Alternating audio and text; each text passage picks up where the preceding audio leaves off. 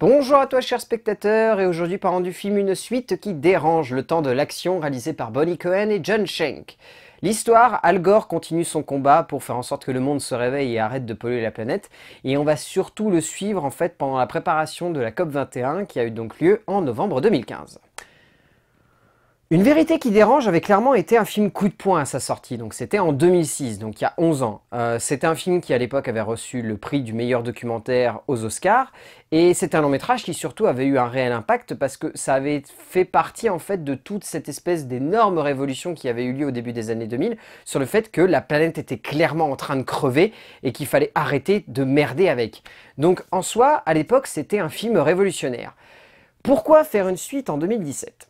Déjà, clairement, Al Gore a l'impression que rien n'a été retenu en fait de son long métrage sorti donc en 2006, réalisé par David Guggenheim. Et du coup, il se dit que c'est important d'en rajouter une couche, de remontrer à l'humanité qu'il faut absolument se réveiller et qu'il faut vraiment arrêter de polluer la planète. Sauf que du coup, ce long métrage, aussi pétri de bonnes intentions soit-il, sonne un peu comme une propagande en fait pour la boîte d'Al Gore. Ça va être très compliqué en fait d'aborder ce film parce que je le trouve hyper intéressant.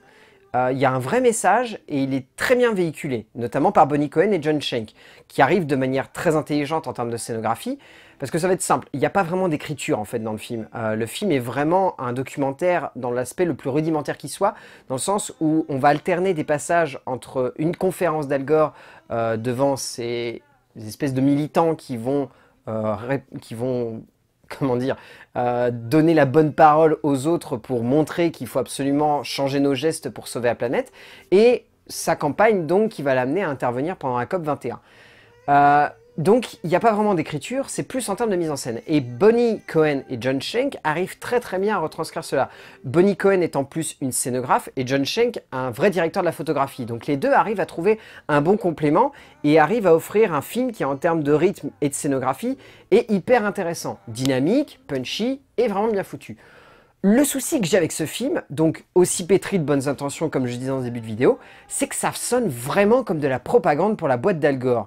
Et en fait, ça se ressent pas tant que ça pendant une bonne partie du film, c'est surtout quand on arrive au générique de fin qu'on se rend compte qu'il y a un réel souci dans ce que veut véhiculer le long métrage. Est-ce que c'est un message ou est-ce que c'est rejoigner la boîte d'Al Gore parce qu'il le faut?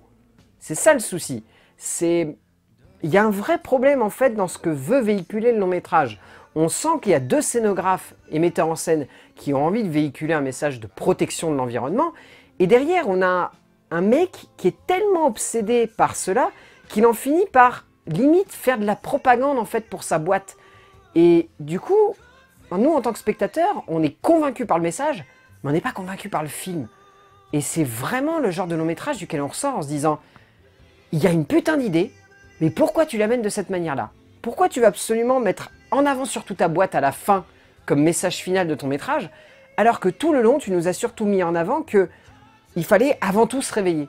Pas forcément devoir rejoindre ta boîte et devenir un militant pour crier à l'humanité qu'il faut se réveiller. Pourquoi tu...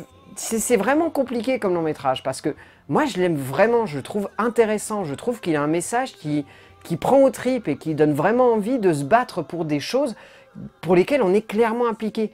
Mais le souci, c'est que le message principal du film, c'est quand même « Je suis Al Gore, rejoignez ma boîte, je vous oblige ». La fin du long métrage, c'est littéralement ça. Parce qu'il ne propose pas en fait de rejoindre le mouvement, il oblige, il donne ça comme si c'était une obligation en tant qu'être humain de rejoindre son mouvement. Pas que c'était une obligation de projeter la planète, mais comme si c'était une obligation de rejoindre son mouvement. C'est ça l'énorme problème que j'ai à la fin du métrage. Mais en soi, en termes de pure cinématographie, Bonnie Cohen et John Schenck arrivent à livrer une mise en scène qui fait vraiment rentrer le spectateur là-dedans, qui immerge complètement celui-ci, qui arrive à lui faire comprendre le message, et surtout qui arrive à être didactique en même temps que narratif, ce qui est une chose de plus en plus compliquée dans le monde du documentaire, parce que le monde du documentaire a tendance à vouloir faire soit du sensationnel, soit du didactique pur et dur.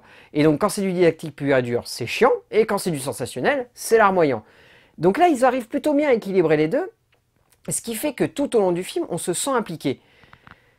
Mais alors pourquoi une suite qui dérange est-il un long métrage qui finalement n'a pas tant de sens que ça?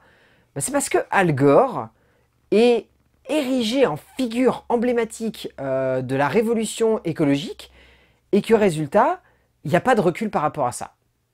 Et à partir de ce moment-là, en fait, si vous voulez aller voir une suite qui dérange le temps de l'action de Bonnie Cohen et John Shank, j'ai envie de vous dire, allez-y, mais n'ayez pas trop d'attentes en termes de messages et de propos, parce que le film va vous intéresser, mais le film va vous laisser le cul entre deux chaises avec son message final. Mais sinon, si vous arrivez à laisser ce dernier petit carré de côté, le film vaut vraiment le coup d'être vu en salle, parce que, une nouvelle fois, ça rappelle que la planète est en train de crever, et qu'il faut vraiment se réveiller. A plus!